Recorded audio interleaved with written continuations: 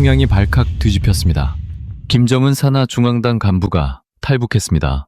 그는 서류 한 장으로 사람을 죽이고 사람들을 공포에 빠지게 하는 그야말로 완벽한 권력자였죠. 그러나 그에게 내려온 한 장의 종이로 그의 인생이 180도 뒤바뀌게 됩니다. 과연 그에게 온 종이 한 장의 정체는 무엇일까요? 과연 그가 달콤한 권력을 뒤로하고 탈북한 진짜 이유는?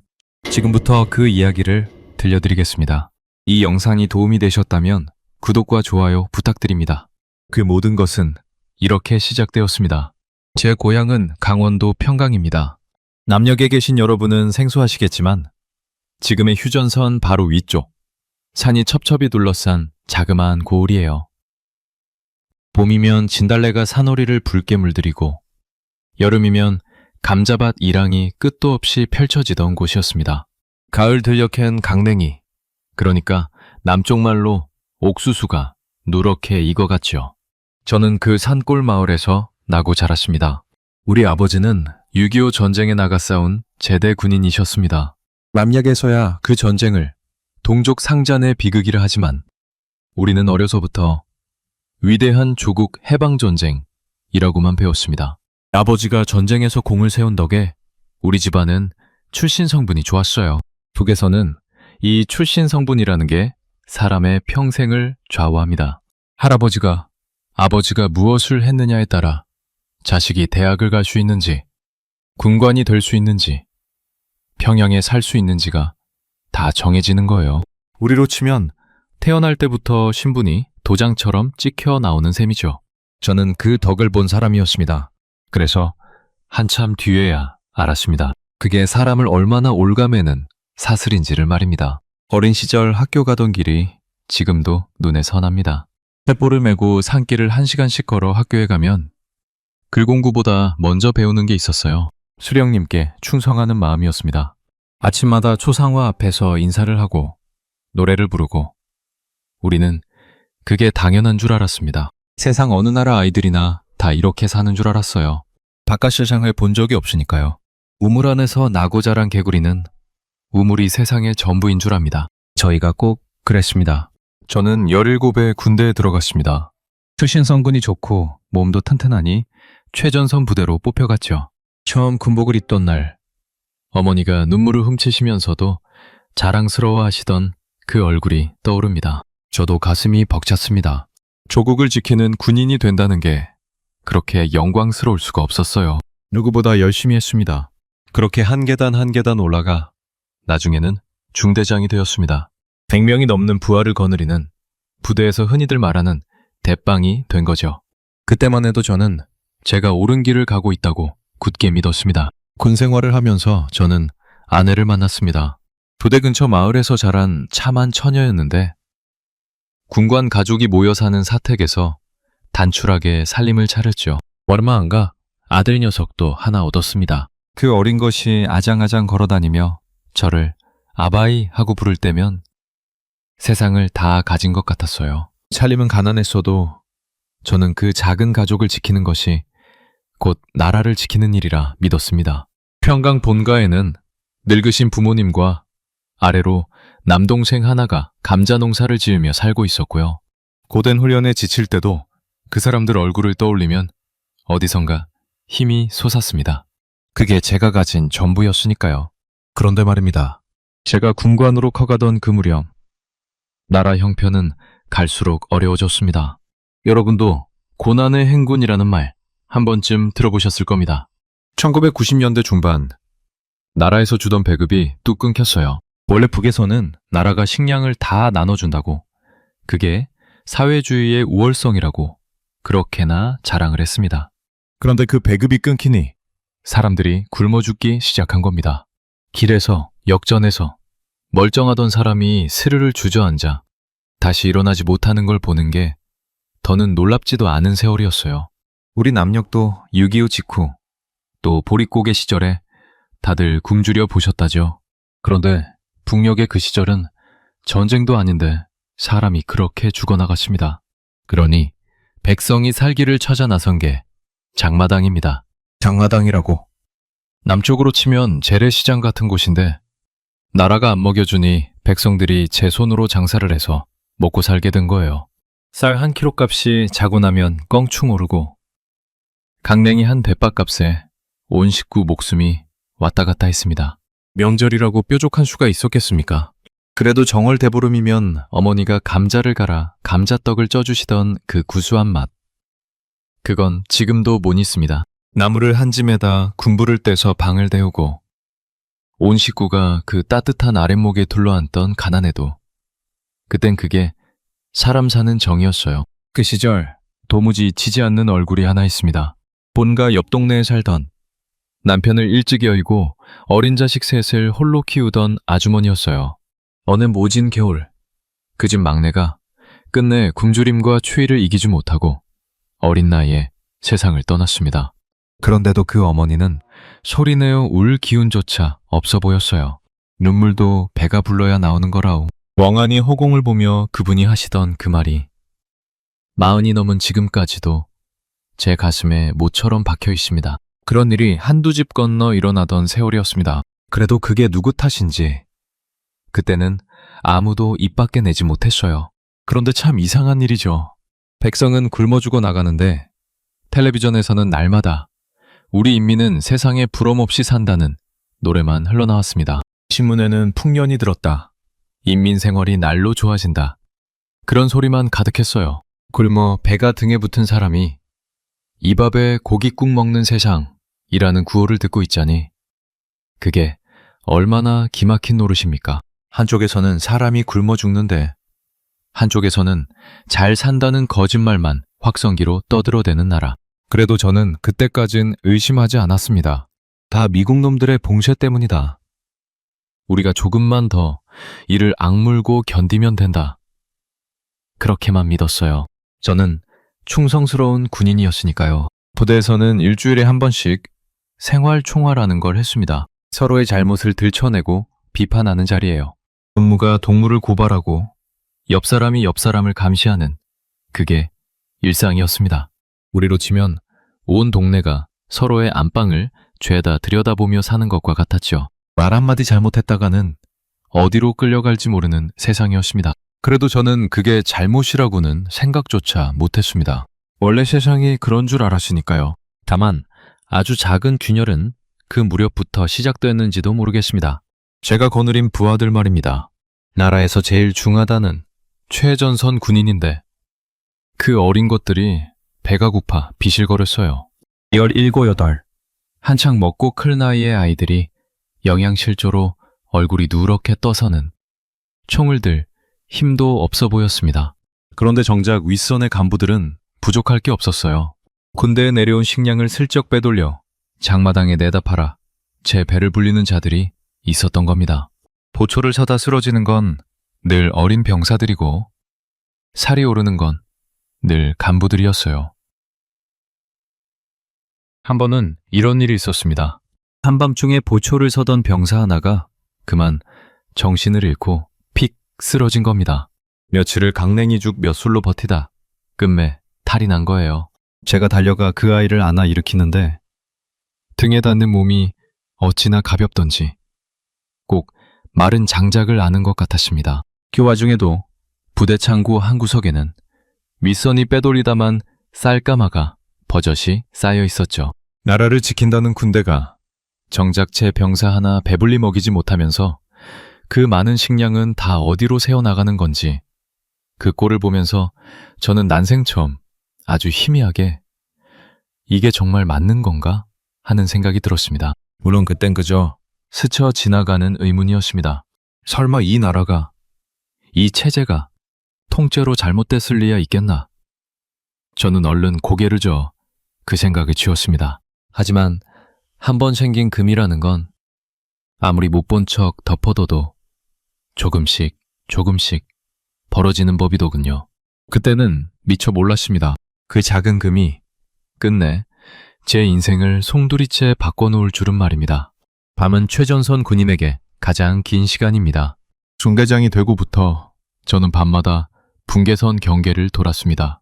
땀과 북이 코앞에서 마주보는 바로 그 자리 말입니다. 낮에는 미처 몰랐는데 밤이 깊으면 이상한 것이 하나 눈에 들어왔어요. 저 남쪽 산 너머가 환했습니다. 불빛이, 그것도 어마어마한 불빛이 밤하늘을 뿌옇게 물들이고 있었어요. 우리 쪽은 전기가 없어 칠흑같이 깜깜한데 말입니다. 저는 어려서부터 배웠습니다. 남조선은 미제의 식민지라고. 헐벗고 굶주린 거지들이 다리 밑에 우글거리는 생지옥이라고요. 그런데 그 생지옥이 밤마다 저렇게 불야성을 이루고 있는 겁니다. 거지가 사는 동네가 어떻게 저렇게 환할 수가 있습니까? 처음엔 애써 외면했어요. 저건 다 우리를 속이려고 꾸며놓은 거다 하고 말입니다. 그런데 매일 밤 그 불빛을 마주하고 있자니 가슴 한구석이 자꾸만 서늘해졌습니다. 등잔 밑이 어둡다더니 정작 우리 발밑이 이렇게 캄캄한 줄을 그제야 어렴풋이 느낀 거죠. 어릴 적 학교에서 선생님은 칠판에 남조선 지도를 그려놓고 거기 사는 사람들은 미국 놈들에게 빼앗기고 짓밟혀 하루하루 죽지 못해 산다고 가르쳤습니다. 우리는 그 가엾은 남녘 동포들을 어서 해방시켜야 한다고 배웠어요. 그 말을 저는 단 한 번도 의심해 본 적이 없었습니다. 그런데 지금 제 두 눈앞에 그 가엾은 동포들이 사는 땅이 별천지처럼 환하게 빛나고 있는 겁니다. 도대체 누가 누구를 해방시킨단 말입니까? 정작 어둠 속에 갇혀 굶고 있는 건 우리 쪽이 아닌가, 그런 생각이 들 때마다 저는 등골에 소름이 돋았습니다. 입 밖에 내면 그 자리에서 총살을 당할 생각이었으니까요. 밤이 더 깊으면 바람을 타고 소리가 넘어왔습니다. 남쪽에서 틀어주는 방송이었어요. 처음엔 잔잔한 노랫소리가, 그 다음엔 차분한 여자 목소리가 들렸습니다.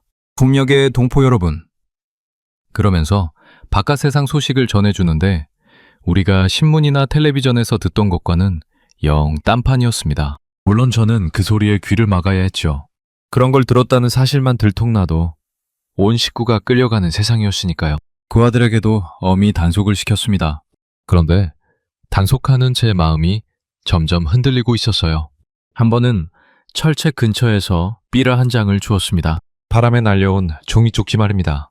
규정대로라면 즉시 신고하고 불태워야 했어요.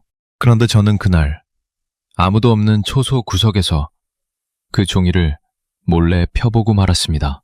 거기엔 남녘의 거리 사진이 있었어요. 사람들이 환하게 웃고 가게마다 먹을 것이 산더미처럼 쌓여있는, 저는 그 사진을 한참이나 들여다보다가 손이 떨려 얼른 구겨 넣었습니다. 거짓이라고 믿고 싶었지만 도무지 거짓처럼 보이지가 않았어요. 평생을 두고 진실이라 믿어온 것들이 그 작은 종이 한 장 앞에서 와르르 흔들리는 기분이었습니다. 그날 이후로 저는 밤 경계를 도는 것이 두려워졌습니다. 저 불빛을 보는 것이, 저 방송을 듣는 것이 무서웠어요. 보면 볼수록, 들으면 들을수록 마음이 자꾸 그쪽으로 기우는 것을 저 자신도 어쩌지 못했으니까요. 사람 마음이라는 게 참 묘합니다. 한번 의심이라는 것이 들기 시작하니 그동안 당연하게만 여겼던 모든 것이 죄다 이상하게 보이기 시작하더군요. 마치 평생 끼고 살던 색안경을 처음으로 벗은 것처럼 말입니다. 그 무렵 제 가슴에 큰 멍울이 하나 남는 일이 있었습니다. 지난 가을부터 영양실조로 비실거리던 그 어린 병사, 제가 마른 장작처럼 안아 일으켰던 바로 그 아이가 끝내 다시 일어나지 못한 겁니다. 이제 겨우 18이었어요. 평안도 어느 산골에서 온 눈망울이 유난히 맑던 아이였습니다. 군의 소라고 부르는 의무대에 들쳐업고 갔지만 약 한 알이 없었습니다. 그저 멀건 죽 몇 술 떠먹이는 게 다였어요. 그 아이가 마지막에 저를 올려다보며 중대장 동지, 집에 가고 싶습니다. 어마이가 보고 싶습니다. 하더니 그렇게 눈을 감았습니다. 저는 그날 밤 초소 뒤에서 혼자 한참을 울었습니다. 나라를 지키라고 어미 품에서 데려온 자식인데 총 한 번 제대로 쏴보지 못하고 굶어 죽었어요. 그 아이 어머니께는 병으로 사망했다는 통지가 갈 겁니다. 굶겨 죽여놓고 병들어 죽었다고 둘러대는 나라. 6.25 때 우리 부모님 세대도 배를 고드셨다지만 적어도 누가 일부러 곱게 만들지는 않았을 겁니다. 그런데 이건 전쟁이 난 것도 아닌데 나라가 제 손으로 키운 군인을 천천히 굶겨 죽이고 있었습니다. 그래 놓고도 윗선은 눈 하나 깜짝하지 않았어요. 사람 목숨을, 그것도 어린 군인 하나를 그저 숫자로만 여기는 것 같았습니다.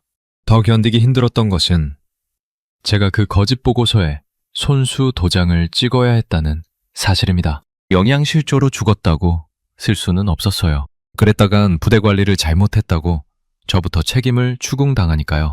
결국 저는 떨리는 손으로 지병으로 인한 사망이라 적어 올렸습니다. 진실을 빤히 알면서도 거짓을 적는 것. 그게 그 나라에서 살아남는 방법이었습니다. 윗사람도 아랫사람도 다들 그렇게 거짓말 위에 거짓말을 쌓으며 버티고 있었어요. 그날 이후 남은 어린 병사들의 누렇게 뜬 얼굴을 마주할 때마다 저는 가슴이 미어졌습니다. 저 아이들도 언제 그 아이처럼 될지 모른다고 생각하면 밤에 도무지 잠이 오질 않았어요. 그렇게 제 안에서 무언가가 소리 없이 무너져 내리던 어느 날이었습니다. 윗선에서 명령이 하나 떨어졌습니다. 곧 전쟁이 일어날 수 있으니 군사분계선 경계를 최고 수준으로 강화하라는 것이었어요. 미국과 남조선이 곧 쳐들어올 터이니 일전을 준비하라고요. 부대가 발칵 뒤집혔습니다. 명령이 떨어지기가 무섭게 부대 안 공기는 살벌해졌습니다. 정치 지지도원이라고 부대에서 병사들의 사상을 단속하는 간부가 있는데 그자가 날마다 우리를 모아놓고 목청을 높였습니다. 수령님을 위해 한 목숨 바칠 각오가 되어 있느냐? 충성심이 조금이라도 흔들리는 자는 결코 가만두지 않겠다고요. 서로를 살피는 눈초리가 한층 매서워졌습니다. 누가 딴 마음을 품지는 않는지 밀고 하라는 압박이 사방에서 조여왔어요. 그럴수록 저는 더더욱 제 속을 들키지 않으려 안간힘을 썼습니다. 겉으로는 누구보다 충성스러운 중대장이어야 했으니까요. 속이 새까맣게 타들어가도 얼굴빛만은 멀쩡해야 하는 그 이중 생활이 사람을 얼마나 갉아먹는지는 겪어보지 않은 분은 모르실 겁니다. 예전 같으면 저는 비장한 각오로 그 명령을 받들었을 겁니다. 그런데 그날은 달랐어요. 문득 이런 생각이 드는 겁니다. 정말 전쟁이 나면 맨 먼저 죽어나갈 사람이 누구겠는가? 바로 저 굶주린 어린 것들이었습니다. 파우들들 기운조차 없는 아이들을 그대로 사지로 몰아넣겠다는 거였어요. 그러면서 정작 명령을 내리는 평양의 높은 분들은 따뜻한 집에서 배불리 먹고 있겠죠. 저 남쪽의 환한 불빛, 굶어 죽은 어린 병사, 그리고 전쟁을 준비하라는 그 명령. 이 세 가지가 제 머릿속에서 한데 뒤엉키더니 그동안 애써 눌러두었던 의심이 뚝 터지듯 한꺼번에 밀려왔습니다. 우리가 그동안 깜빡 속아 살아온 것은 아닌가. 태어나 처음으로 저는 그 무서운 생각을 똑똑히 마주했습니다. 그리고 한번 그렇게 생각하고 나니 두 번 다시는 예전의 저로 돌아갈 수가 없었습니다. 그날 밤 깜깜한 우리 땅과 환한 저 너머를 번갈아 바라보며 저는 알았습니다. 제 안에서 이미 무언가가 돌이킬 수 없이 시작되었다는 것을요. 그 일이 있고 나서부터 부대는 하루가 다르게 살얼음판이 되어갔습니다. 전쟁을 준비하라는 명령이 떨어진 뒤로 윗선의 닭달은 날이 갈수록 매서워졌습니다. 최고 수준의 경계태세라는 게 어떤 건지 아십니까? 병사들은 하루 2~3시간도 제대로 눈을 붙이지 못했어요. 밤낮 없이 보초를 서고 진지를 파고 훈련을 하고 그러면서도 입에 들어가는 건 여전히 강냉이밥 몇 술이 고작이었습니다. 굶주린 몸으로 그 고된 일을 시키니 픽픽 쓰러지는 아이들이 줄을 이었어요. 거기에 감시까지 더해졌습니다. 보웨이부라고 남쪽으로 치면 정보기관 같은 데서 사람이 내려와 부대를 샅샅이 뒤지기 시작했어요. 누가 남쪽 방송을 몰래 들었는지, 삐라를 숨겨두지는 않았는지, 딴 마음을 품은 자는 없는지, 병사들의 소지품을 죄다 까디집고 서로를 고발하라 다그쳤습니다. 부대 안에 살얼음 같은 공기가 감돌았어요. 동무가 동무를 믿지 못하고 한솥밥 먹던 전우끼리 서로 눈치를 살피는 사람 사이의 정이라는 게 그렇게 메말라갔습니다. 한 번은 옆 중대에서 이런 일이 있었습니다.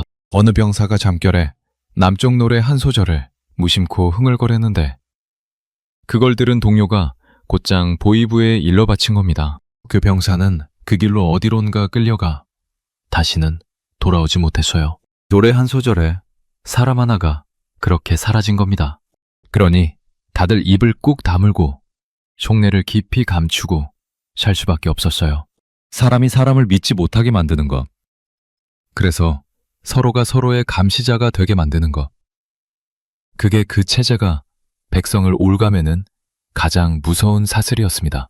그 무렵 제 중대에 영길이라는 아이가 있었습니다.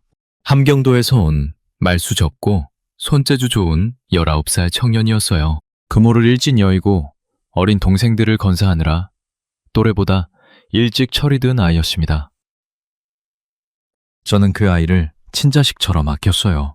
언젠가 제 군화가 다 해진 걸 보고는 그 아이가 밤새 손수 기워다 준 적이 있었습니다. 변변한 실도 없어 제 낡은 군복에서 실을 뽑아 한 땀 한 땀 꿰맨 거예요. 중대장 동지, 발 시리시면 안 됩니다. 그러면서 수줍게 웃던 그 얼굴이 지금도 눈에 선합니다. 그런데 어느 날 밤, 그 영길이가 보이질 않는 겁니다. 가슴이 철렁 내려앉았습니다.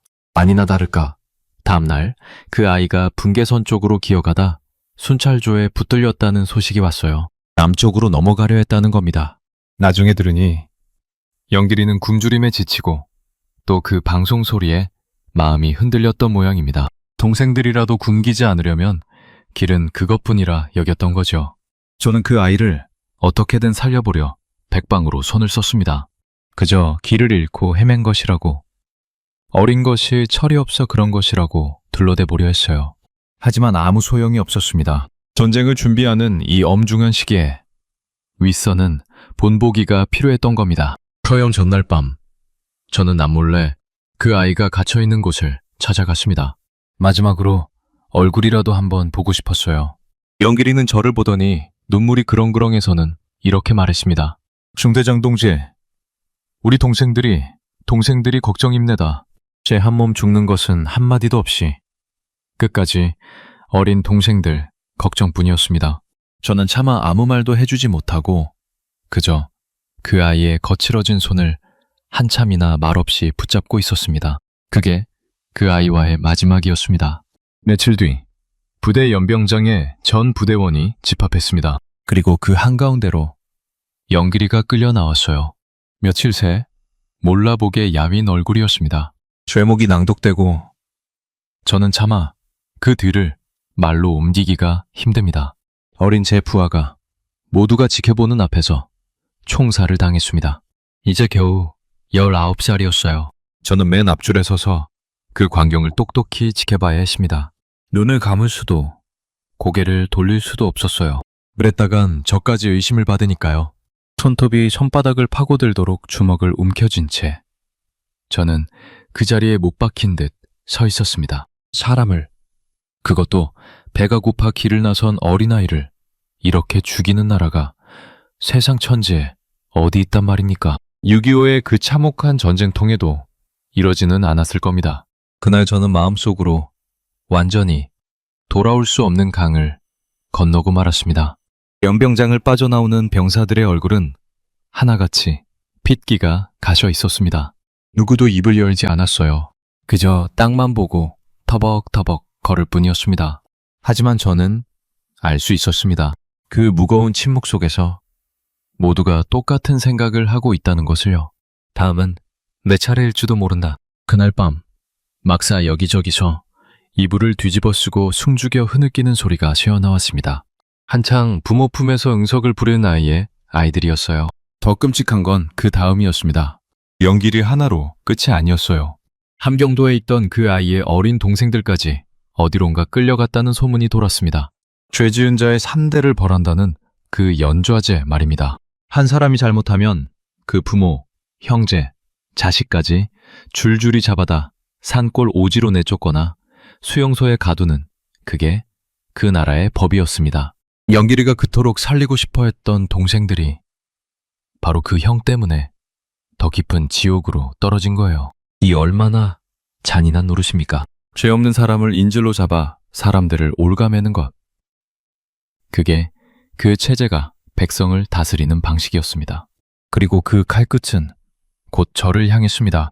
보회부에서 저를 불러 캐묻기 시작한 겁니다. 너무 부하가 도주를 기도하는 동안 중대장이라는 사람은 대체 뭘 하고 있었소? 평소 사상 교양을 어떻게 시켰기에 이런 일이 났느냐며 지휘 책임을 추궁하는 거였어요. 처음엔 형식적인 조사인 줄 알았는데 갈수록 분위기가 심상치 않았습니다. 제 일거수일투족을 캐고 주변 사람들을 따로 불러 저에 대해 묻고 다녔어요. 함께 술잔을 기울이던 동료 군관조차 어느 날부턴가 저를 슬슬 피하기 시작했습니다. 곁에 있다가 같이 엮일까봐 그랬던 거죠. 한번 보이부에 눈밖에 난 사람은 그렇게 산채로 외톨이가 되어갔습니다. 저는 직감했습니다. 이대로 가다간 영길이 동생들처럼 저와 제 가족이 통째로 끌려가게 생겼다는 걸요. 사택에 있는 아내와 어린 아들, 평강에 늙으신 부모님 얼굴이 차례로 떠올랐습니다.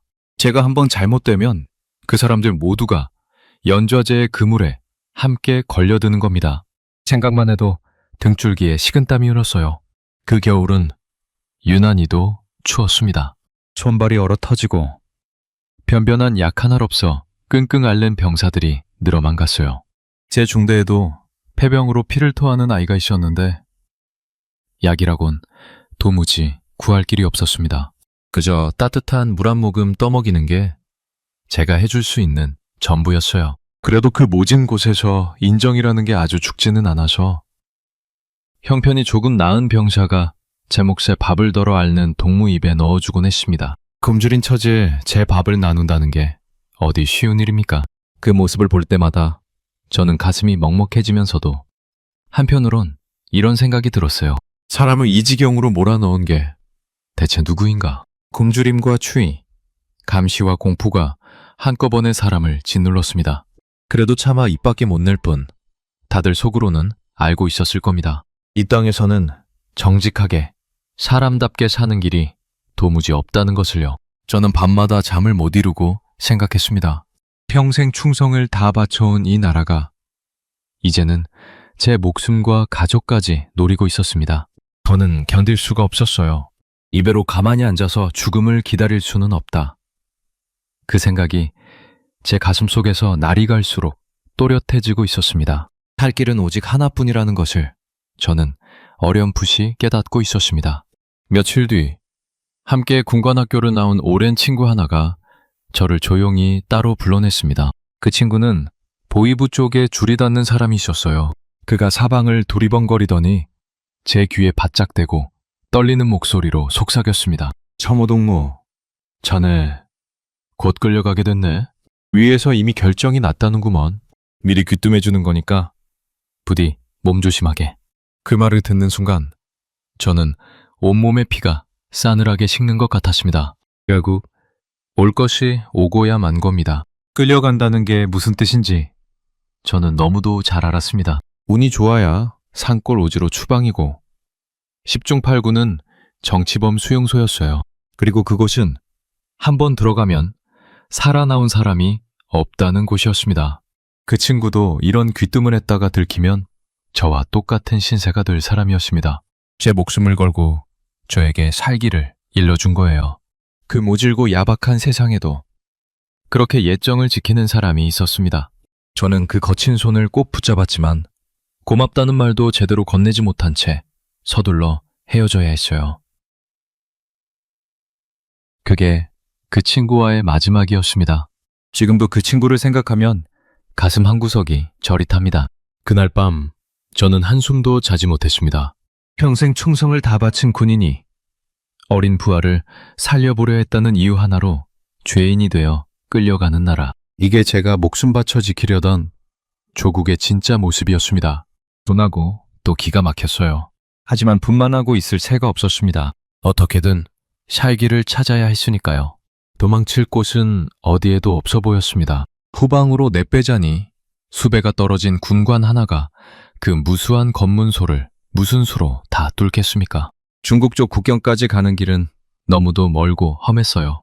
그런데 곰곰이 생각을 거듭하다 보니 등잔 밑이 어둡다고 바로 제 발밑에 길이 있었습니다. 다름 아닌 제가 밤낮으로 지켜온 그 군사 분계선이었어요. 남쪽이 코앞이었습니다.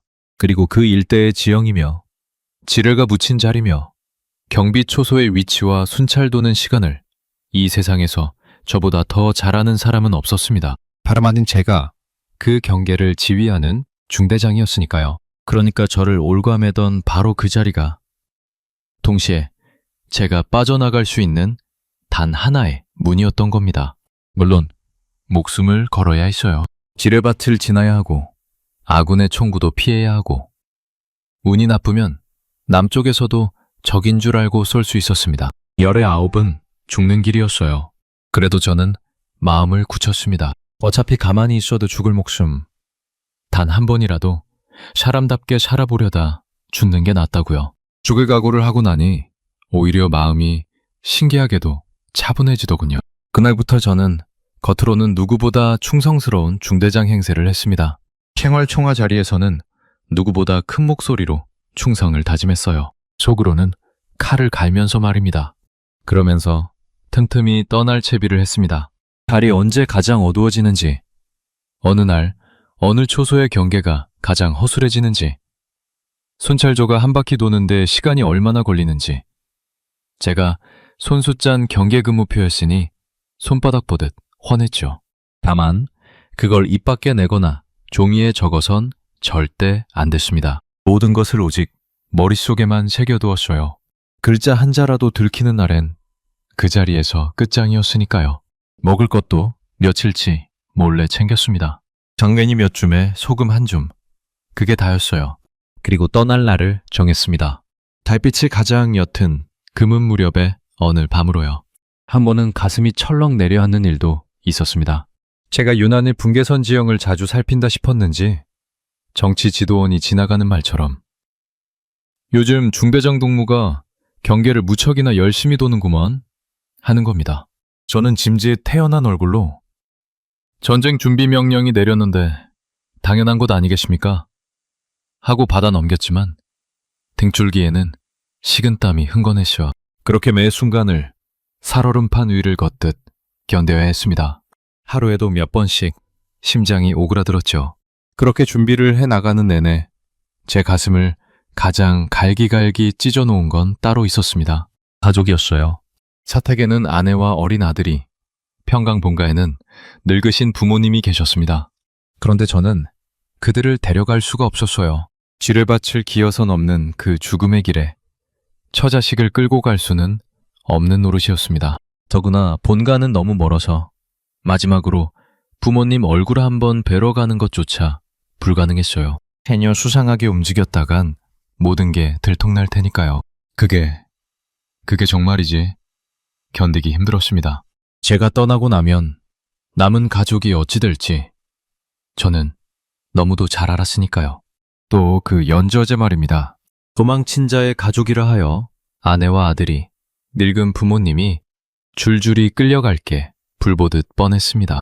그 생각을 하면 차라리 내가 순순히 끌려가 죽는 게 낫지 않나 싶어 수백 번도 더 마음이 흔들렸어요. 하지만 제가 끌려가 죽어도 어차피 가족은 연좌제의 화를 함께 입을 처지였습니다. 어느 쪽을 택해도 가족을 온전히 지킬 길이 없는, 그렇게 사람을 옴짝달싹 못하게 올가매는 것이 바로 그 체제였습니다. 죄 없는 식소를 인질로 잡아두니 누구도 함부로 도망칠 엄두를 못 내는 거죠. 저는 결국 살아남는 쪽을 택하기로 했습니다. 죽으면 아무것도 할 수 없지만 목숨만 붙어 있으면 언젠가는 가족을 데려올 길이 생길지도 모른다는 그 가느다란 희망 한 가닥을 붙잡은 거예요. 떠나기 전날 밤, 저는 곤히 잠든 아들 녀석의 얼굴을 한참이나 들여다봤습니다. 차마 깨우지도 못하고 그 작고 따뜻한 손을 살며시 쥐어따 놓았어요.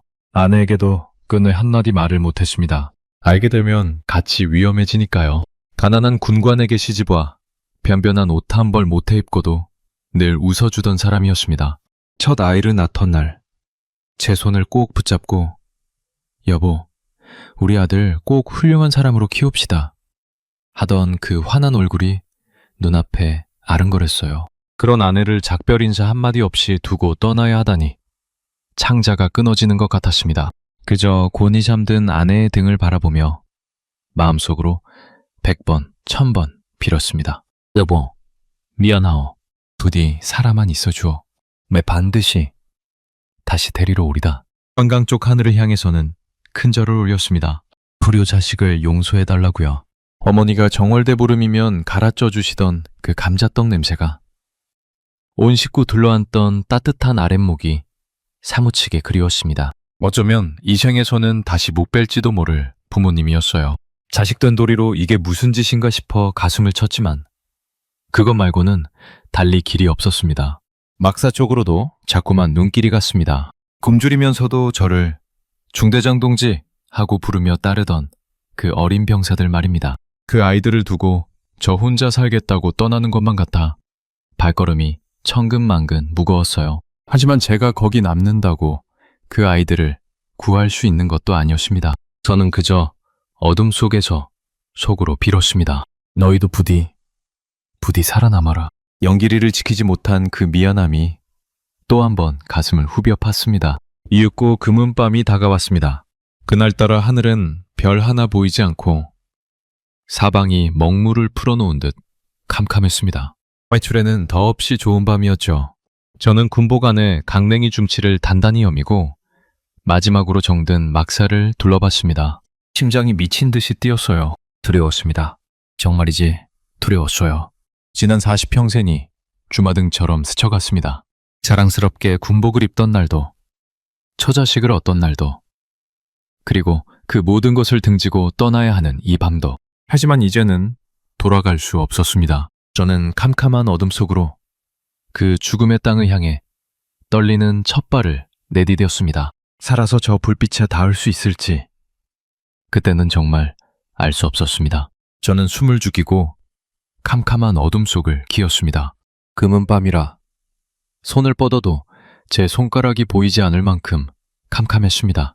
풀벌레 소리 하나 없이 사방이 죽은 듯 고요했어요. 그 무거운 정적이 오히려 더 무서웠습니다. 제 거친 숨소리가 그 고요를 깨트릴까봐 저는 입을 틀어막다시피 하며 숨을 골랐어요. 뒤로는 제가 평생을 바친 그 땅이, 앞으로는 죽음의 들판이 끝없이 펼쳐져 있었습니다.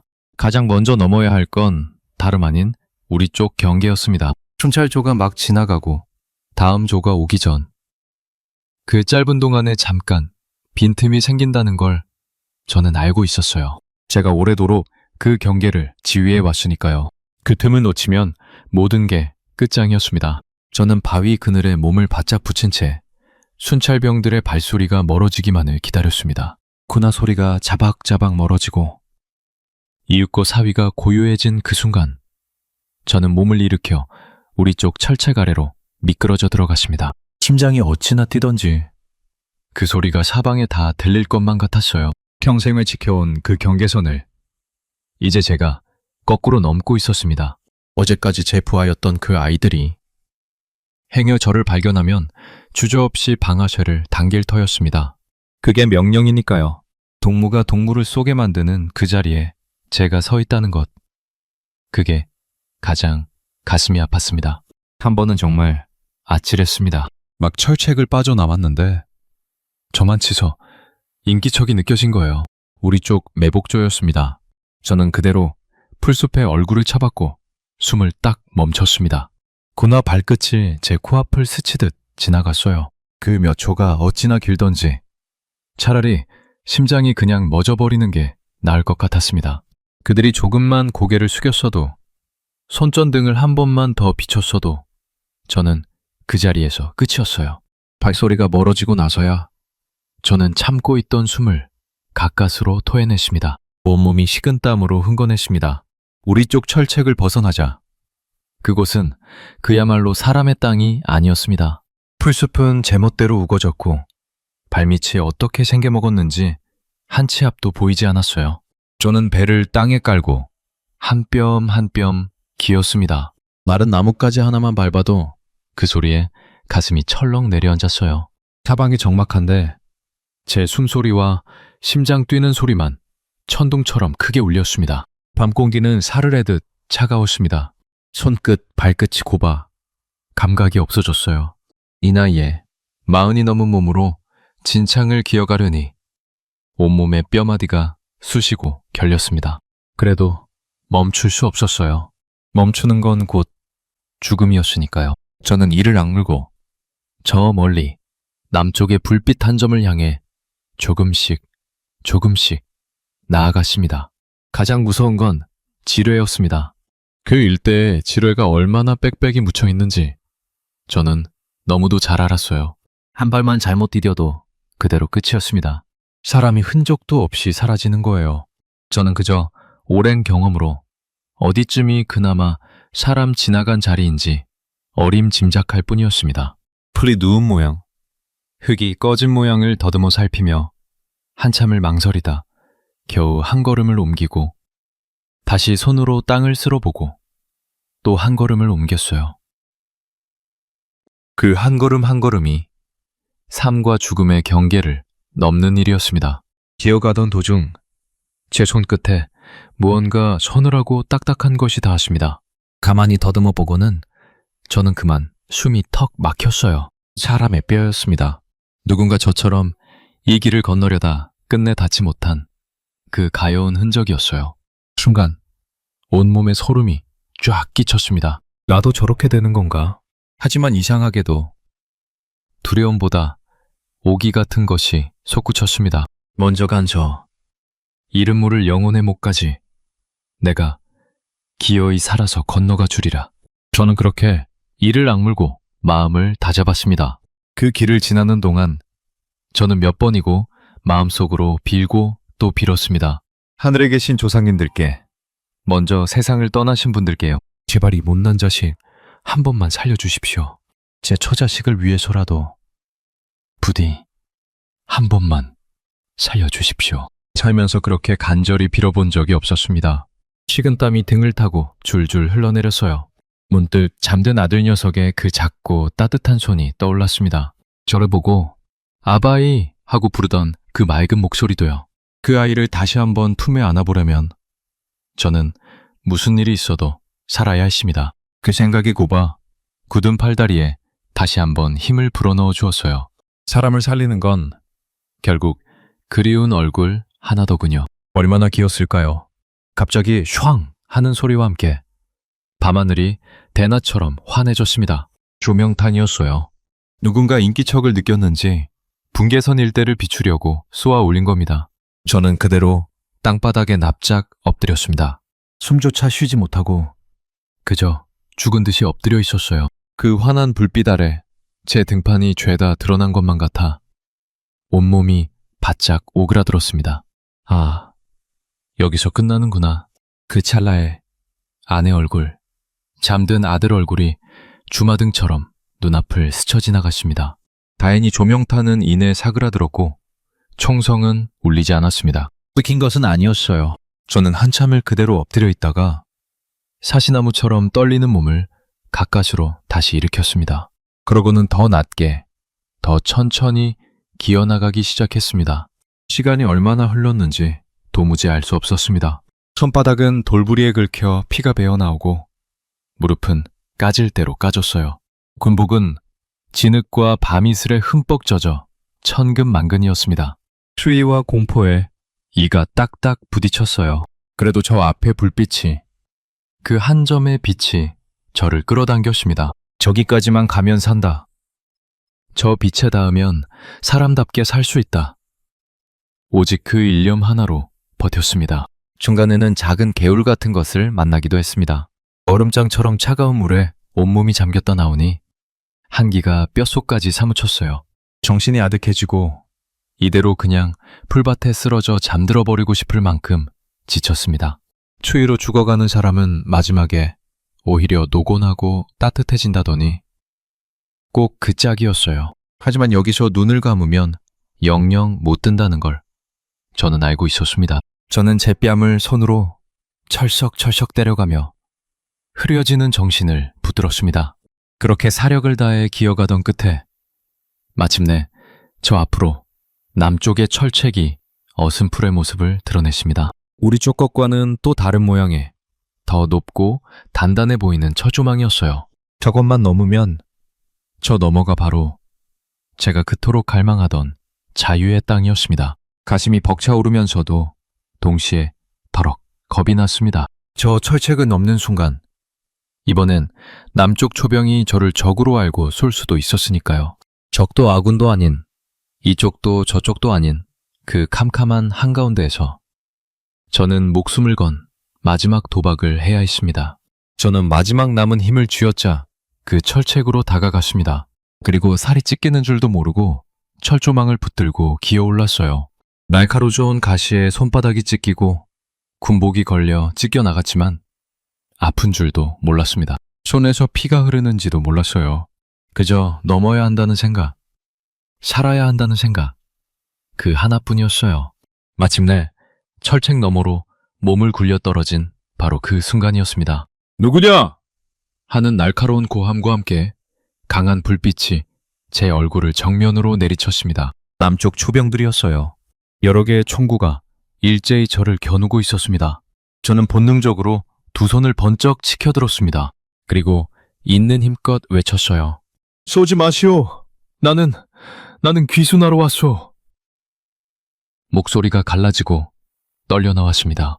그 순간 저들이 제 말을 미처 알아듣지 못하고 방아쇠를 당긴다면 저는 그토록 바라던 자유의 땅을 코앞에 두고 숨을 거두는 거였어요. 영원처럼 긴 몇 초가 흘렀습니다. 저는 두 손을 든 채 온몸을 사시나무처럼 떨며 그들의 처분만을 기다렸습니다. 이게 끝인지 새로운 시작인지 그때 저로서는 알 길이 없었습니다. 다만 한 가지, 저는 마침내 그 죽음의 땅을 건너 이쪽 땅을 제 두 발로 밟았다는 것만은 분명했어요. 살아서든 죽어서든 다시는 저 캄캄한 어둠 속으로 돌아가지 않으리라는 것도요. 두 손을 든 제 뺨 위로 저도 모르게 뜨거운 것이 주르륵 흘러내렸습니다. 움직이지 마. 손 들어. 무릎 꿇어. 남쪽 군인들의 외침이 어둠을 갈랐습니다. 저는 시키는 대로 두 손을 머리 위로 올리고 진흙탕에 그대로 무릎을 꿇었습니다. 강한 손전등 불빛이 제 얼굴을 정통으로 비춰 눈을 뜰 수조차 없었어요. 여러 명의 군인이 총을 겨눈 채 저를 빙 둘러쌌습니다. 그들의 눈빛은 잔뜩 긴장해 있었어요. 우리도 아니었습니다. 한밤중에 분계선을 넘어온 자가 적인지, 무장한 간첩인지, 아니면 정말 귀순자인지 그들로서는 알 길이 없었으니까요. 저는 그 자리에 얼어붙은 채 거친 숨만 몰아쉬었습니다. 방금 전까지 지뢰밭을 기어넘느라 온 신경이 바늘끝처럼 곤두서 있었는데 이제는 또 다른 총구 여러 개를 정면으로 마주하게 된 거예요.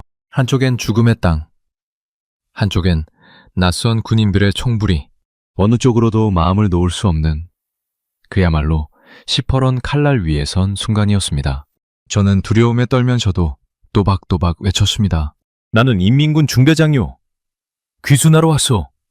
무기는 없소. 그러자 군인 하나가 조심스레 다가와 제 몸을 샅샅이 뒤졌습니다. 혹시 모를 무기나 폭발물이 있는지 확인하는 거였어요. 저는 그 손길에 순순히 몸을 맡겼습니다. 행여 조금이라도 허튼 짓을 했다간 정말로 총에 맞을 수도 있었으니까요. 그 순간 제 머릿속을 가장 무섭게 짓누른 생각은 따로 있었습니다. 혹시 이 사람들이 나를 도로 북으로 돌려보내면 어쩌나. 만에 하나 그런 일이 벌어진다면 저는 그 자리에서 죽느니만 못한 신세가 될 게 뻔했습니다. 돌아가면 연길이처럼 공개 처형이었어요. 저는 떨리는 목소리로 거듭 사정했습니다. 제발 북으로 돌려보내지만 말아주시오. 돌아가면 나는 죽소. 평생 군인으로 꼿꼿이 살아온 제가 적이라 여기던 사람들 앞에 무릎을 꿇고 목숨을 구걸하고 있었습니다. 자존심이고 체면이고 따질 처지가 아니었어요. 그저 살고 싶었습니다. 단 한 번이라도 사람답게 살아보고 싶다는 그 한 가지 마음뿐이었습니다. 그 절박함 앞에서는 군관의 계급장도 평생의 자부심도 아무것도 아니었어요. 그런데 말입니다. 잠시 후 정말 뜻밖의 일이 벌어졌습니다. 제 몸수색을 마친 한 젊은 군인이 자기 수통을 열어 제게 쑥 내미는 거였어요. 물부터 좀 드십시오. 그 한마디에 저는 그만 멍해지고 말았습니다. 저는 어려서부터 배웠어요. 남조선 군대는 미제의 앞잡이라고, 죄 없는 인민을 학살하는 살인귀들이라고요. 그런데 그 살인귀가 방금 철책을 넘어온 낯선 적병에게 제일 먼저 물 한 모금을 건네는 겁니다. 저는 떨리는 손으로 그 수통을 받아 물을 벌컥벌컥 들이켰습니다. 그 물맛을 저는 평생 잊지 못할 겁니다. 그건 단순한 물이 아니었어요. 사람이 사람에게 건네는 따뜻함이었습니다. 수십 년 동안 제가 철천지 원수라 배워온 사람들에게서 저는 난생 처음 사람 대접이라는 것을 받아본 거예요. 목을 타고 넘어가는 그 물 한 모금에 저는 하마터면 울음을 터뜨릴 뻔했습니다. 잠시 뒤에는 따뜻한 먹을 것도 받았습니다. 며칠을 강냉이 중치 하나로 버틴 제게 그 한 끼는 꼭 꿈만 같았어요. 따뜻한 음식이 뱃속으로 들어가니 그제야 얼었던 몸이 조금씩 녹는 듯 했습니다. 남쪽 군인들은 저를 함부로 거칠게 다루지 않았습니다. 경계의 끈은 늦추지 않으면서도 말투 하나하나에 어딘가 사람을 위하는 구석이 배어 있었어요. 제가 평생 알고 살아온 그 군대의 모습과는 너무도 달랐습니다. 우리 군대였다면 넘어온 적병을 이렇게 대했을 리 없었으니까요. 이윽고 저는 안전한 곳으로 옮겨졌습니다. 누군가 제 어깨에 두툼한 담요를 둘러주었어요. 밤새 진창과 찬물에 젖어 덜덜 떨던 몸에 그 온기가 스며드는데 그만 눈물이 핑 돌았습니다. 곧 군의관, 그러니까 군대 의사 선생이 와서 제 손과 무릎을 살폈습니다. 철조망에 찢기고 돌부리에 까져 엉망이 된 상처들이었어요. 그분은 별말 없이 그저 정성스럽게 소독을 하고 약을 발라 깨끗한 붕배를 감아주었습니다. 저는 그 모습을 가만히 내려다보았습니다. 우리 부대에서는 약 한 알이 없어 어린 병사가 피를 토하며 죽어나갔는데 여기서는 어제까지 적이었던 저 같은 사람의 상처까지 이렇게 정성껏 보살펴주는 겁니다. 그 손길 하나하나가 제가 평생 믿어온 모든 거짓말을 소리 없이 산산조각내고 있었어요. 아, 내가 그동안 얼마나 새빨간 거짓 속에서 살아왔던가. 그 깨달음이 뒤늦게 가슴을 쳤습니다. 진전이 풀리자 그제야 온몸이 천근만근 무너져 내렸습니다. 며칠을 제대로 먹지도 자지도 못한 데다 죽음의 문턱을 몇 번이나 넘나든 뒤였으니까요. 손발의 상처가 그제야 욱신욱신 쑤셔오기 시작했어요. 그런데 이상하게도 그 아픔마저 반가웠습니다. 아프다는 건 내가 살아있다는 뜻이니까요. 내가 정말 살았구나. 그 죽음의 땅을 건너 이 못난 목숨이 정말 살아남았구나. 그 사실이 도무지 믿기지가 않아. 저는 몇 번이고 제 손등을 가만히 꼬집어 보았습니다. 돌을 건넨 그 젊은 군인은 가만히 보니 제 아들 또래밖에 안 돼 보였습니다. 굶주리다 죽어간 우리 영길이 꼭 그 또래의 앳된 얼굴이었어요. 같은 또래의 아이들인데 한쪽은 굶주린 채 총알바지로 죽어가고 다른 한쪽은 이렇게 따뜻하게 남을 보살피며 살아가고 그 차이가 대체 어디서 온 것인지 저는 그제야 똑똑히 알 것 같았습니다. 사람을 사람답게 대접하는 땅과 사람을 한낱 도구로 쓰다 버리는 땅의 차이였습니다. 그 어린 군인의 맑은 얼굴을 보며 저는 두고 온 제 아들 생각에 또 한 번 가슴이 미어졌습니다. 한참 뒤 지휘관으로 보이는 장교 한 분이 제게 다가와 어깨를 가만히 두드렸습니다. 먼 길 오시느라 고생 많으셨습니다. 이제 안전하니 너무 걱정하지 마십시오. 적장에게 건넬 법한 말이 결코 아니었어요. 그저 고생한 사람 하나를 다독이는 더없이 따뜻한 한마디였습니다. 그 말을 듣는 순간 저는 끝내 참고 참던 눈물이 터지고 말았습니다. 40평생 누구 앞에서도 함부로 눈물을 보인 적 없던 군인이 적이라 배운 사람의 말 한마디에 그만 어린아이처럼 흐느낀 거예요. 그날 밤 저는 담요를 두른 채 참으로 오랜만에 마음 놓고 숨을 쉬어보았습니다. 비록 아직 모든 게 끝난 것은 아니었지만 적어도 이 사람들이 저를 죽이지도 도로 돌려보내지도 않으리라는 믿음이 어렴풋이 생겼어요.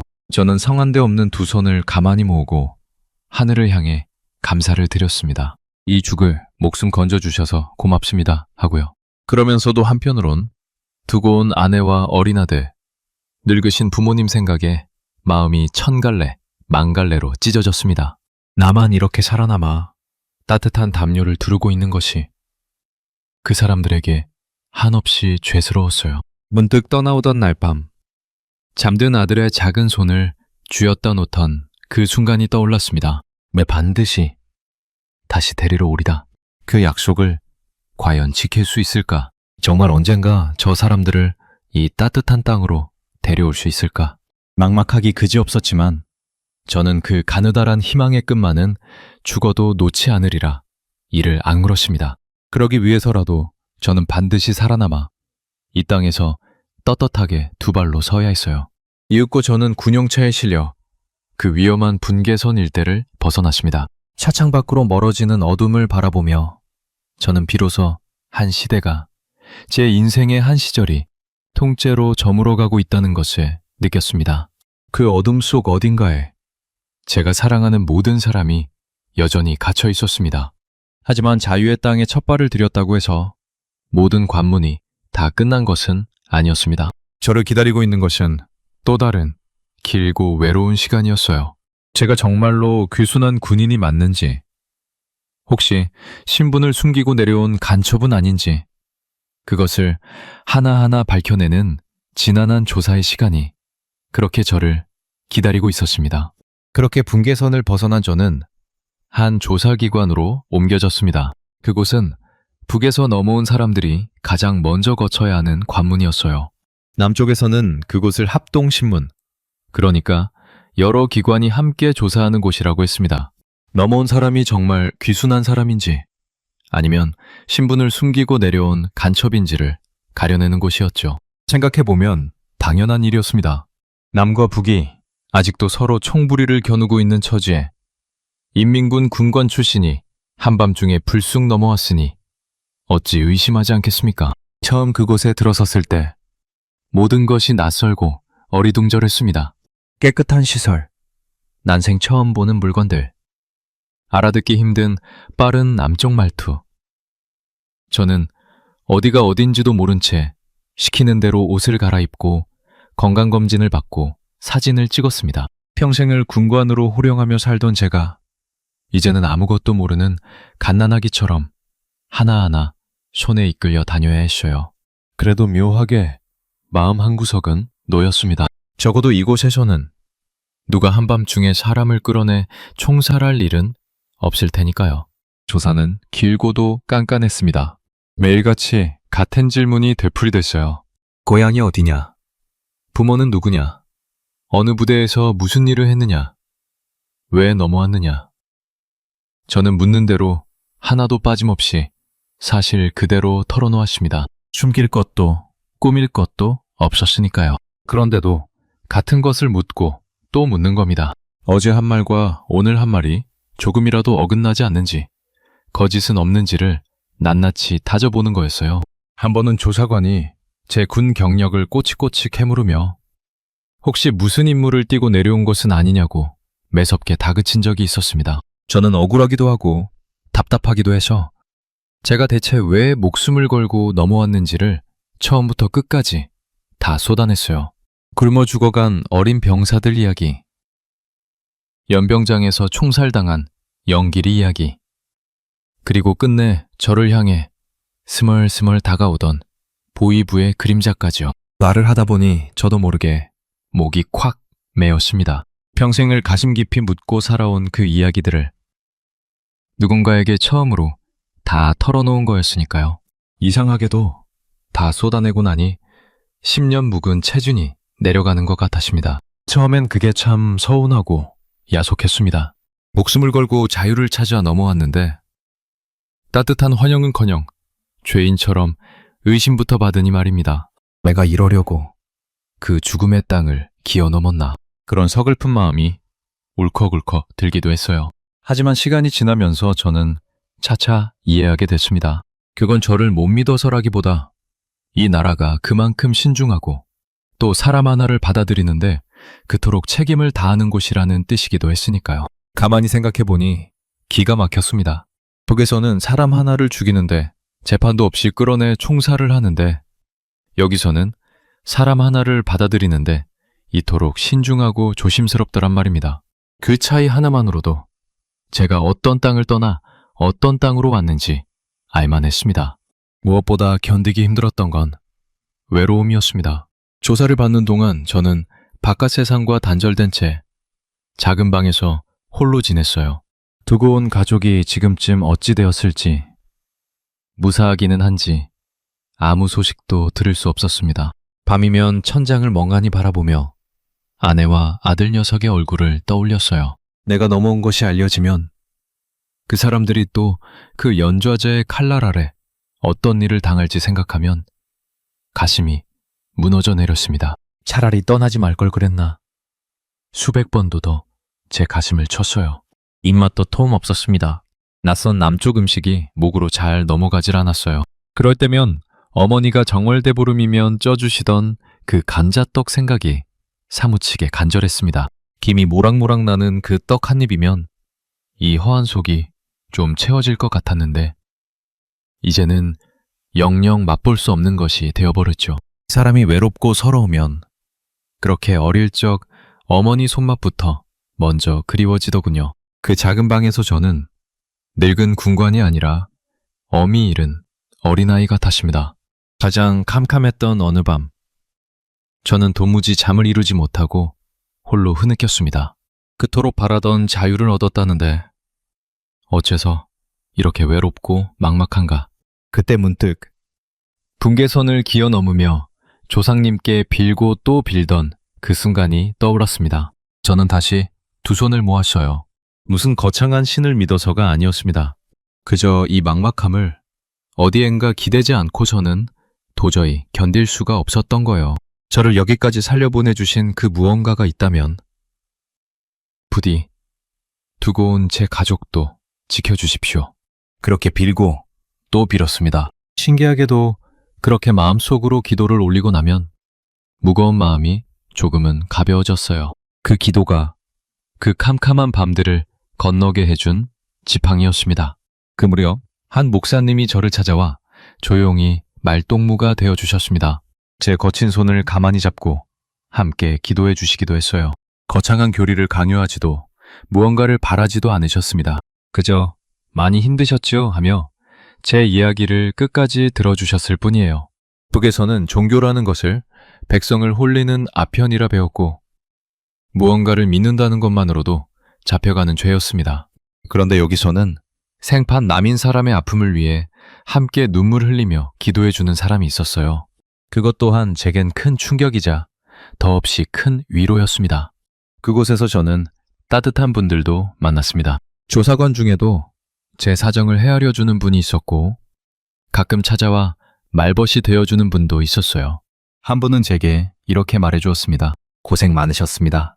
조금만 더 견디시면 이제 떳떳한 대한민국 국민으로 새 삶을 시작하실 수 있습니다. 그 한마디가 어찌나 큰 힘이 되던지요. 북에서는 평생 단 한 번도 들어본 적 없는 말이었습니다. 거기서 저는 그저 한낱 출신 성분이고 번호에 지나지 않았는데 여기서는 저를 어엿한 한 사람의 국민으로 받아들여주겠다는 거였어요. 사람을 사람으로 여겨준다는 것. 그게 그렇게 눈물나게 고마운 일인 줄 그때 처음 알았습니다. 그러면서 저는 한 가지 희망도 가만히 품게 되었습니다. 이곳에 자리를 잡으면 어쩌면 두고 온 가족을 데려올 길을 찾을 수도 있다는 이야기를 들었거든요. 먼저 정착한 사람들이 가진 방법을 다 동원해 북에 남은 가족을 빼내오기도 한다고요. 막막하기만 하던 제 가슴에 그 말 한마디가 작은 등불처럼 켜졌습니다. 그래, 내가 여기서 두 발로 굳게 살아남아야 언젠가 그 사람들도 데려올 수 있다. 저는 그 가느다란 희망의 끈을 두 손으로 꼭 붙들기로 했습니다. 그렇게 길고 외로운 시간을 묵묵히 견딘 끝에 마침내 조사가 마무리되었습니다. 저의 모든 말이 사실로 확인되었고 저는 간첩이 아닌 진짜 귀순자로 인정받았습니다. 그 소식을 전해 들은 날 저는 그 자리에 풀썩 주저앉아 한참을 울었어요. 이제 정말로 누구도 저를 죽이려 하지 않고 누구도 저를 도로 돌려보내려 하지 않는 곳에서 한 사람의 인간으로 살아갈 수 있게 된 겁니다. 그 사실이 비로소 실감나는 순간이었습니다. 돌이켜보면 그 길고 외로운 조사의 시간은 제게 또 다른 의미가 있었습니다. 평생 거짓 위에 거짓을 쌓으며 속내를 깊이 감추고 살아야 했던 제가 태어나 처음으로 아무것도 숨기지 않고 진실만을 말할 수 있었던 시간이었으니까요. 거짓말을 하지 않아도 되는 삶, 마음에 있는 그대로를 말해도 끌려가지 않는 삶, 그것이 바로 자유라는 것을 저는 그 작은 방 안에서 어렴풋이 배워가고 있었습니다. 조사가 끝나자 저는 하나원이라는 곳으로 가게 되었습니다. 북에서 온 사람들이 낯선 남쪽 사회에 잘 적응할 수 있도록 하나하나 가르쳐주는 교육기관이라고 했어요. 드디어 진짜 새로운 삶이 시작되는 거였습니다. 설렘 반 두려움 반으로 저는 그 낯설고도 따뜻한 세상을 향해 조심스레 다시 한 발을 내디뎠습니다. 하나원에서의 첫날을 저는 지금도 또렷이 기억합니다. 하나원이라는 곳은 북에서 온 사람들이 남쪽 사회의 첫 발을 딛기 전에 머무르며 이것저것을 배우는 곳이었습니다. 거기서 우리는 참으로 많은 것을 배웠어요. 은행에서 돈을 찾는 법, 지하철을 타는 법, 가게에서 물건을 고르고 값을 치르는 법. 남쪽 분들에겐 숨쉬듯 당연한 일이 저희에겐 하나하나가 새로 익혀야 할 숙제였습니다. 평생 군대를 호령하며 살던 제가 환갑을 바라보는 나이에 다시 코올리게 학생이 된 셈이죠. 그런데 부끄럽기는커녕 그 하나하나가 신기하고 또 고마웠습니다. 배운다는 것 자체가 저에겐 살아있다는 증거였으니까요. 하나원에서 만난 선생님들은 어찌나 다정하던지요. 글자도 숫자도 다 아는 다 큰 어른을 그분들은 한 번도 업신여기지 않고 차근차근 일러주셨습니다. 거기서 저는 저와 같은 처지의 사람들도 많이 만났어요. 저마다 사연은 달랐지만 죽을 고비를 수없이 넘기고 기어이 여기까지 왔다는 것 하나만으로 우리는 금세 한 식구가 되었습니다. 서로의 등을 두드리며 살아줘서 고맙다고 했죠. 그 말이 우리에겐 가장 큰 인사였습니다. 하나원을 나와 처음으로 바깥 세상 구경을 하던 날, 저는 그만 입을 다물지 못했습니다. 길거리의 즐비한 가게마다 물건이 그득그득 쌓여 있는 겁니다. 특히 그 밤새 불을 환히 켜고 장사하는 가게, 편의점이라고 하던가요? 한밤중에도 대낮처럼 불을 밝히고 아무 때나 들어가 먹을 것을 살 수 있다는 게 저는 도무지 믿기지가 않았어요. 북에서는 해만 지면 온 동네가 그저 칠흑같이 깜깜했는데 말입니다.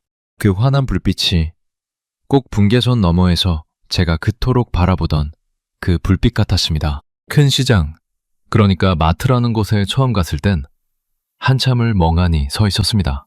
쌀이며 고기며 과일이며 산더미처럼 쌓인 먹을거리를 보고 있자니 굶어 죽어가던 우리 부하들 얼굴이 떠올라 그만 눈물이 핑 돌더군요. 이 풍요로운 땅을 바로 코앞에 두고도 우리는 그토록 처참하게 굶주렸던 겁니다. 같은 하늘 아래 같은 핏줄을 타고난 한 민족인데 말이에요. 그 생각을 하면 지금도 가슴이 미어집니다. 손바닥만한 전화기 하나로 세상의 온갖 소식을 다 들여다볼 수 있다는 것도 놀라웠습니다. 인터넷이라는 것을 통해 저는 처음으로 바깥 세상이 북녘을 어떻게 보는지, 또 제가 평생 살아온 그 땅의 진실이 무엇인지를 똑똑히 알게 됐어요. 제가 충성을 바친 그 모든 것이 새빨간 거짓이었다는 걸 그제야 두 눈으로 확인한 겁니다. 분하기도 하고 허망하기도 했지만 이제라도 진실을 알게 된 것이 다행이다 싶었습니다. 무엇보다 좋았던 건 마음 놓고 말할 수 있다는 그 자유였습니다. 누가 엿대를까 두려워 떨지 않아도 되고, 생활 총화에 끌려가 없는 죄를 고백하지 않아도 되고, 옆 사람을 감시하거나 고발하지 않아도 되는 그런 평범한 일상이 얼마나 큰 행복인지 겪어보지 않은 분은 모르실 겁니다. 저는 길을 걷다가도 문득 멈춰서서 하늘을 올려다보며 숨을 크게 들이쉬곤 했어요. 아, 내가 이제 자유로운 사람이구나. 그 사실 하나만으로도 가슴이 벅차올랐습니다. 얼마 뒤 저는 대한민국 국민이 되었다는 징표를, 그러니까 주민등록증이라는 것을 손에 쥐었습니다. 그 작은 카드 한 장을 받아든 날, 저는 또 한참을 울었어요. 북에서는 평생을 그림자처럼 따라다니던 출신 성분이라는 굴레가 여기서는 깨끗이 사라진 겁니다. 누구의 자식이라서, 조상이 무엇을 했어서가 아니라 그저 저 자신으로 살아갈 수 있게 된 거예요. 어디든 마음대로 오가고 하고 싶은 일을 하고 하고 싶은 말을 하는 그 평범하기 짝이 없는 자유가 저에겐 평생 꿈만 꾸던 것이었습니다. 물론 적응이 마냥 쉽지만은 않았습니다. 말투가 달라 사람들이 제 말을 잘 못 알아듣기도 하고 저 역시 빠른 남쪽 말을 따라가기가 영 힘들었어요. 음식도 입에 설었습니다. 너무 달거나 기름진 음식이 많아 처음엔 속이 더부룩했죠. 그래도 김치 한 가지만은 어찌나 반갑던지요. 비록 담그는 법은 조금 달라도 그 매콤하고 시원한 맛이 고향의 그것과 꼭 닮아 있어서 김치를 먹을 때면 잠시나마 고향에 돌아온 듯 했습니다. 같은 민족이라는 게 그렇게 김치한 보시기에서도 느껴지더군요. 저는 이런저런 일을 하며 생계를 꾸렸습니다. 나이 들어 시작한 막일이라 몸은 고됐지만 내가 흘린 땀만큼 정당하게 대가를 받는다는 것.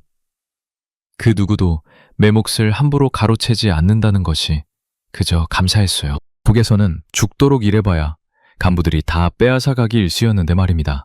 이웃들도 저를 따뜻하게 품어주었습니다. 처음엔 북에서 왔다고 어려워하던 분들도 두런두런 정을 나누다 보니 어느새 한 식구처럼 지내게 됐어요.